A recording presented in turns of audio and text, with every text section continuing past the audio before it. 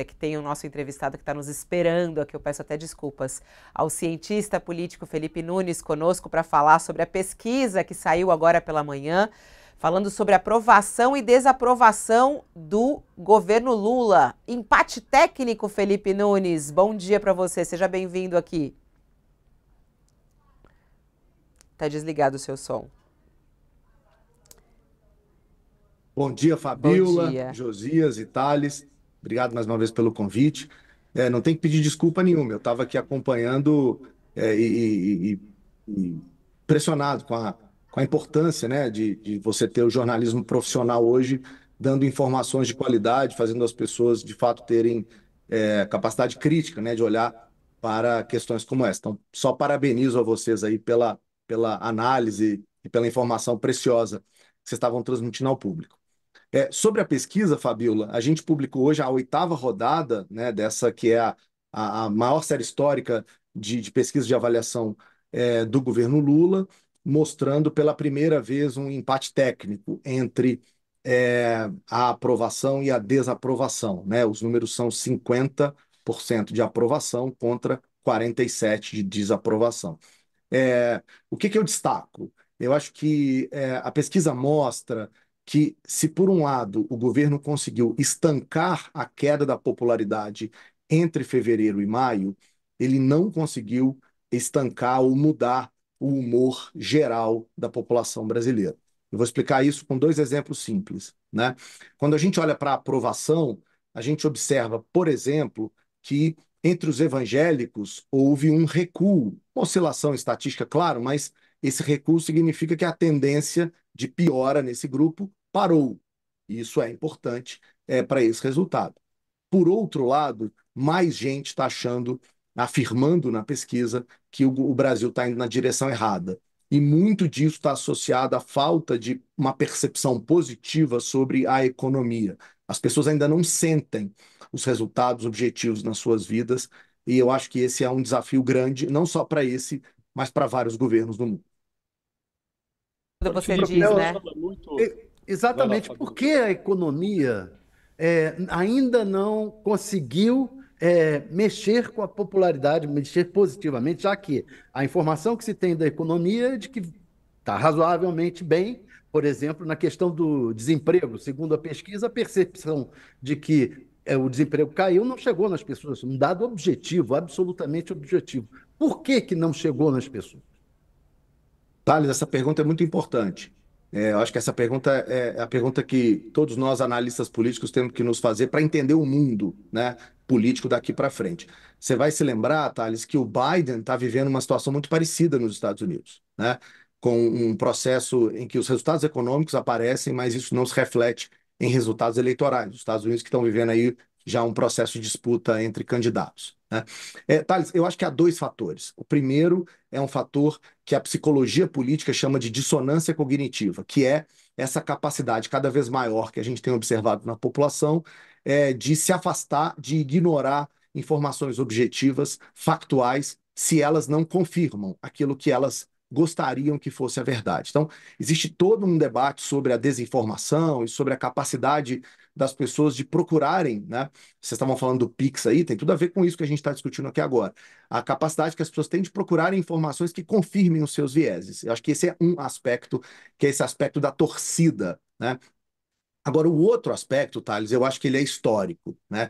Se a gente pensar nos dados econômicos nos últimos 10, 15 anos, a gente vai perceber que muitos dos resultados que o governo está produzindo agora são melhores do que de 10 anos atrás, mas até que as pessoas consigam afastar essa memória inflacionária, isso demanda um tempo, tá? Então, eu acho que tem um pouco de dissonância cognitiva, mas tem um pouco também de uma memória de uma vida que já foi bem melhor e agora não está assim. O indicador que eu chamo a atenção, Thales, para terminar, é o de poder de compra. Quando a gente pergunta para os brasileiros se o seu poder de compra hoje é maior ou menor do que no passado, 70% aproximadamente diz que é menor, né? Então, ainda há um sentimento captado aqui pela pesquisa de que a percepção é diferente da realidade.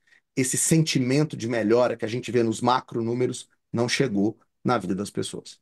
Agora, Felipe, impressiona muito um dos dados da pesquisa, segundo o qual 49% dos entrevistados enxergam o Brasil no rumo errado.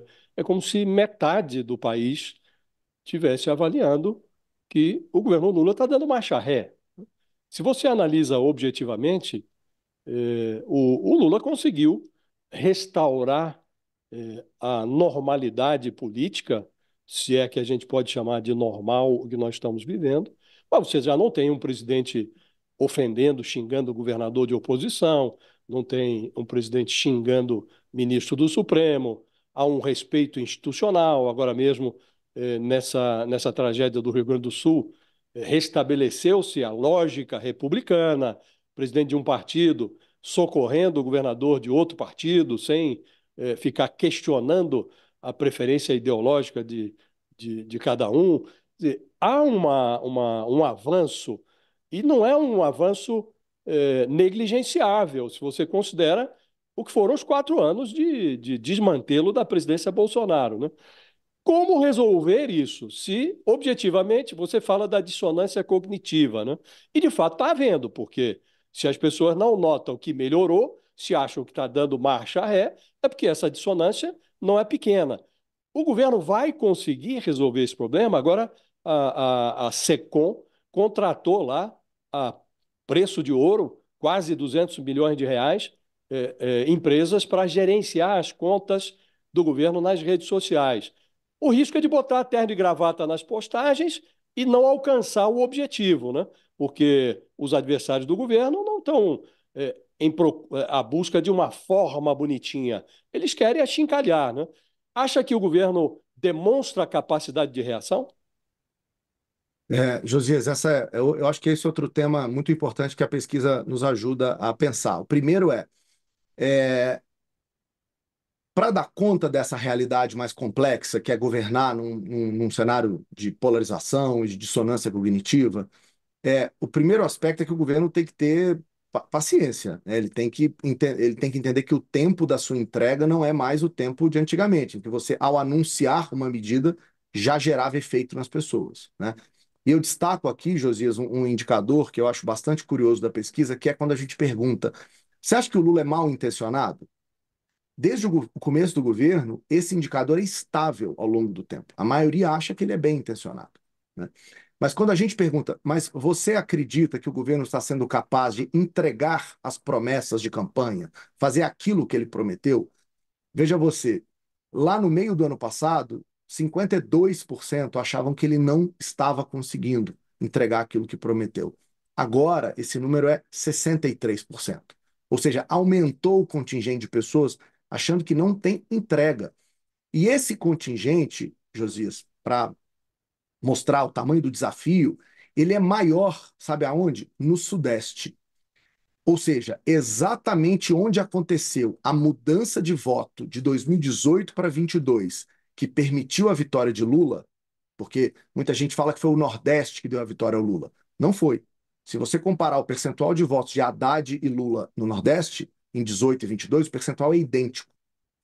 Mas se você olhar no caso do Sudeste, o Lula conseguiu aumentar 11 pontos percentuais em votos válidos em relação ao que o Haddad teve. Então, o campo de batalha é o Sudeste, né? O eleitor pêndulo está no Sudeste. E é exatamente ali que esse eleitor está dizendo: o governo não está entregando. Então, tem um pedaço disso, acho que tem uma parte dessa explicação que é o tempo para que as pessoas percebam melhora. Isso é complexo, porque o governo às vezes não tem tempo para, né, para perder nesse sentido, mas tem uma outra dimensão, Josias, que é a dimensão da discussão da narrativa, da disputa da narrativa. E aí eu acho que as redes sociais têm um grande, tem uma grande contribuição nisso, né? Pois Quando a é, gente eu pergunta para fiquei. os brasileiros, só para dar esse dado, e Sobre. aí, Thales, eu passo para você. É, Quando a gente pergunta aos brasileiros, vocês estão ouvindo notícias mais positivas ou mais negativas? Hoje, os brasileiros estão ouvindo muito mais notícias negativas do que positivas sobre o governo. E quando você abre quais notícias são essas, elas, em grande maioria, estão vindo de uma distorção sobre o que está acontecendo na economia, ou de um posicionamento sobre a economia diferente do que é o mainstream. Então, existe uma batalha de narrativa a ser vencida e ela tem que ser travada não só nos meios tradicionais de comunicação, mas também nas redes sociais. Ô, Pois era Felipe, exatamente sobre sobre esses... isso que eu. Tá, vai lá, Desculpe, era tá. exatamente sobre isso que eu ia dizer. Tem visto 41% mais notícias negativas do que positivas, né? Pelo que eu vi ali. Tem visto notícias mais positivas ou mais negativas sobre o governo Lula. 41% das pessoas têm visto mais notícias negativas, né? É, aí eu me pergunto, elas têm visto aonde? E incrível, porque eu achava que a grande maioria das notícias vinham das redes sociais e elas estão presas na bolsa. Mas não, vem também da televisão. Quer dizer, tem a mídia tradicional trazendo essas notícias negativas. E eu me pergunto em que medida isso não é culpa do próprio Lula, que produz notícias que não são sobre a economia em si, mas só narrativas, frases que a mídia tradicional também está usando para atacá-lo. Então, ele produz notícias contra o próprio governo. Você acha que tem esse elemento? Thales, o governante hoje, ele não é mais o governante tradicional, em que você pode controlar completamente como é que a sua narrativa vai ser picotada, né? E eu acho que a sua provocação ela é bastante pertinente, porque, de fato, muitas vezes o discurso presidencial ele tem tantos elementos numa mesma fala, que ele acaba desviando a atenção daquilo que é o mais importante, né? Eu vou fazer aqui um exercício de análise, eu, obviamente não tenho pesquisa sobre isso, mas acho que exemplifica o que você está dizendo. No dia do lançamento do Acredita, que é um programa que o governo lançou recentemente, a frase mais importante do governo e do presidente não foi o que é o Acredita, que, aliás, é uma política ainda muito desconhecida da população. A Quest testou isso nessa pesquisa. A frase mais comentada foi: o Haddad não lê livro e os outros ministros têm que ser mais ágeis. Ou seja, quando você desvia o foco da sua narrativa para elementos que não são aqueles, né, que é o propósito de um determinado evento, você abre oportunidade exatamente para esse tipo né, de diminuição do impacto da comunicação. Então, é claro, o governo inteiro tem que, na minha visão, tem que repensar essas questões, porque essas são hoje fundamentais nesse debate digital. Ô, Felipe, eu tenho duas perguntas. Primeiro, eu queria falar sobre essa questão da dissonância cognitiva, e é tão interessante porque a gente ouve vocês falando, né, e todo mundo fala, e aí tem gente que fala, mas do que eles estão falando, né, essa dissonância, o que é isso, né, dissonância cognitiva? E aí a gente vê, né, eu acho que a manchete hoje da sua pesquisa aprovação e desaprovação de Lula está empatado, né, então o Brasil está dividido entre gosta e não gosta, tá bom e não tá ruim. Para ficar bem claro, e aí, na tua análise como cientista político, a pesquisa é fiel à realidade? Quer dizer, o governo tá bom e tá ruim? É isso mesmo ou não? Quer dizer, há uma dissonância cognitiva de parte da população. O governo tá muito bom, tá maravilhoso, mas diz que tá ruim. Ou o governo tá muito ruim, mas diz que tá bom. Explica isso pra gente. Você, como cientista político, acha que o governo tá bom ou tá ruim? A pesquisa, ela é real? A realidade? Fabiola, a melhor maneira de responder sua pergunta é a gente olhar para um gráfico que eu gosto muito da pesquisa, que é quando eu pergunto para os brasileiros o seguinte: na sua avaliação, a economia brasileira melhorou ou piorou no último ano? Tá? Eu não sei se a produção tem esse gráfico. Entre os eleitores do Lula, a economia melhorou. O percentual é alto, né? A grande maioria pensa isso. Entre os eleitores do Bolsonaro, a economia piorou bastante. O percentual é também expressivo. Então, nas duas torcidas, vamos dizer assim, vou usar aqui uma expressão futebolística, nas duas torcidas, você tem mundos paralelos sendo produzidos, verdades relativas sendo construídas independentemente da realidade, né? Eu torço para A ou para B, eu vejo o mundo de determinada maneira, tá? Aí, se você descer dois gráficos aí, duas telas, você vai chegar nesse gráfico que eu estou comentando. Aí, ó, esse aí. Não, não, pode subir, por favor. Aproveitar. Vamos fazer ao vivo aqui. Sobe mais uma tela. Olha esse dado. Entre os eleitores do Lula, a maioria acha que as coisas estão bem, que a economia melhorou. Entre os eleitores do Bolsonaro, acham que piorou. Então, esse pedaço da realidade, Fabiola, é o pedaço que está polarizado, que está enviesado, que está olhando para a realidade a partir do seu viés, da sua dissonância. Mas o que mais me chama a atenção é o que eu chamo de eleitor independente, que não foi votar em 2022 ou votou branco e nulo, que é a terceira coluna desse gráfico que está aí na nossa tela. Nesse gráfico, a gente percebe que esse eleitor, que, portanto, não é polarizado, que não participou de Lula e Bolsonaro em 2022, para ele a economia piorou no último ano. Se a gente olha para essa linha vermelha, né, nessa última coluna aqui, cada rodada da pesquisa mostra um maior percentual de pessoas dizendo que a economia ou está igual ou piorou. Ou seja, Fabiola, uma parte do que a gente está aqui discutindo é a torcida de dois lados, é a avaliação que tem o seu filtro, né? Mas tem um pedaço que está fora dessa polarização e que eu acho que ajuda a gente a entender bem o Muito cenário interessante, do muito país. interessante. Esse Agora, dado aí é bem isso. Eu tinha a segunda pergunta. Eu, quando comecei, falei que eu tinha duas por para favor. vocês se segurarem um pouco. Que eu vou para minha segunda, então, agora. Calma aí. Ó, não, eu queria voltar no foco do Sul. A gente está muito preocupado com o Sul do país. E isso está sendo utilizado politicamente, né, Felipe? Essa tragédia do Rio Grande do Sul está sendo utilizada tanto para um lado quanto para o outro. Há uma exploração política. A gente sabe que as tragédias são utilizadas politicamente, né? Quem quer faturar de um lado, quem quer faturar de outro. Eu queria saber, essa pesquisa foi feita entre os dias 2 e 6, é isso mesmo, né, Felipe? O presidente Lula pisou lá pela primeira vez no dia 2, ou seja, essa pesquisa já captou a chegada do presidente Lula ao Rio Grande do Sul, vítima de uma tragédia.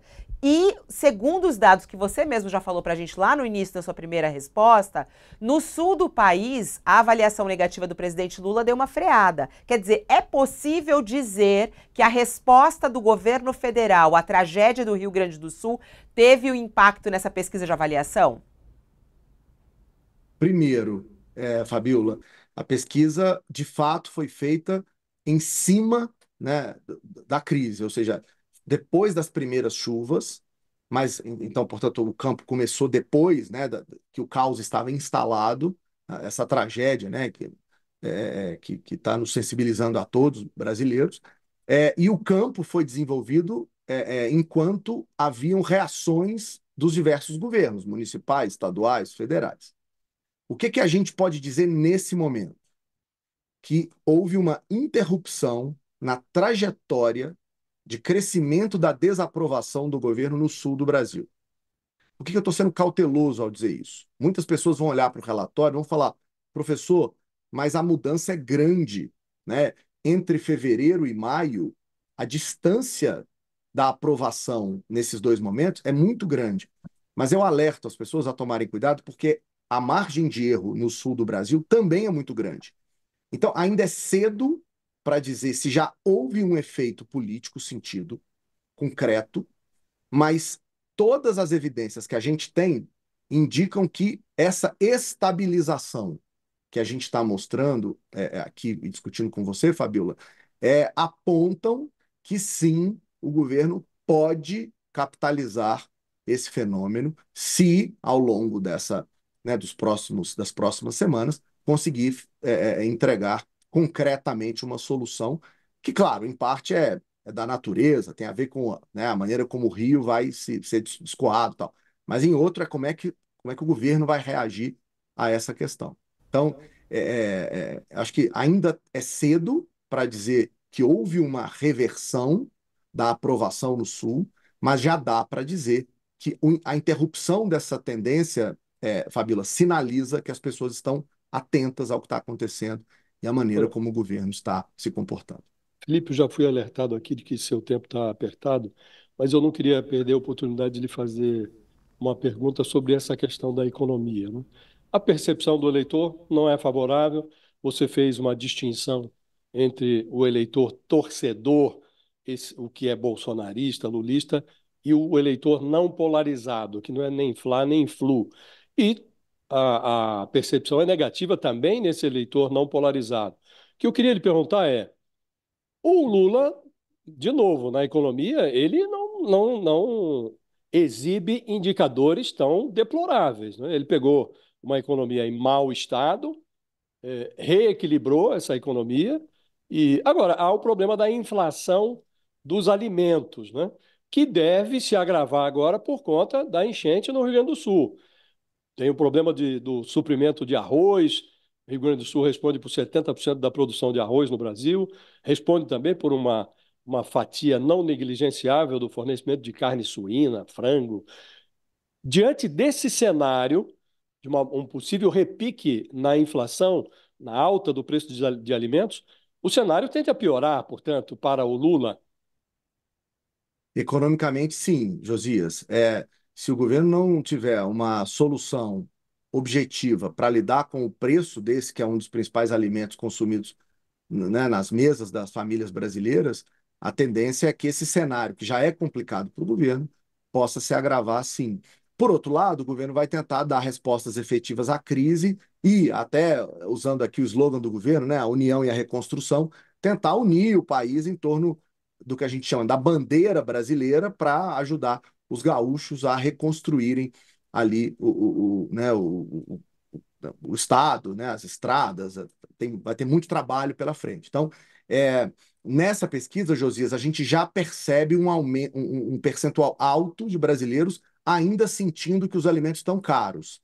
Essa questão do arroz pode agravar ainda mais esse cenário e, claro, isso é um dos indicadores que pode atrapalhar a gestão da popularidade do governo.